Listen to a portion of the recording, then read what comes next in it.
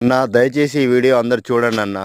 ఎందుకంటే ఏవేవో పనికిరాని యూట్యూబ్‌ల వీడియోలు చూస్తా ఉంటారు. దాని అర్థం పర్థం లేని వీడియోలు గూడా లైకులు కొడుతుంటారు. కానీ మా రైతులయి మాత్రం వీడియోలు ఎవరు చూడరు, లైక్ చేయరు, ఆదరణ అస్సలు లభించదు. మరి ఆ రైతులు ఏం పాపం చేసినో తెలవదు గానీ, ప్రకృతి అట్నే రైతులను నష్టం చేస్తుంది. ప్రభుత్వాలు నష్టం చేస్తాయి. ప్రతి ఒక్కరు రైతుని నష్టం చేస్తారు గానీ, వాళ్ళ బాధలు, కష్టాలు చెప్పుకోవడానికి ఒక యూట్యూబ్ లాంటి దాంట్లో గూడా ఎవరు సరిగ్గా ఆదరణ లేకపోతే ఎట్లా అన్నా? అందరికీ అన్నం గావాలి. అందరు తినడానికి అన్నం గావాలి. ప్రతి ఒక్కటి గావాలి గానీ, రైతుల బాధలు, రైతుల కష్టాల గురించి వాళ్ళు చేసే వీడియోలు మాత్రం ఎవరికీ అవసరం లేదన్న. ఎందుకన్నా అంతగా ఏం పాపం చేసిర్రు రైతులు?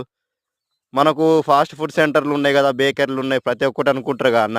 ప్రతి ఒక్క ముడి పదార్థం అన్నీ మన రైతులు పండించిన పంట ద్వారానేగా అన్న వచ్చేటియి. అక్కడేమన్నా మిషన్‌లో, కంప్యూటర్‌లో డౌన్‌లోడ్ చేసేది కాదు గదా! దయచేసి రైతులకు గూడా, రైతుల వీడియోలో గూడా రైతులను గూడా కొంచెం ఆదరించండన్న.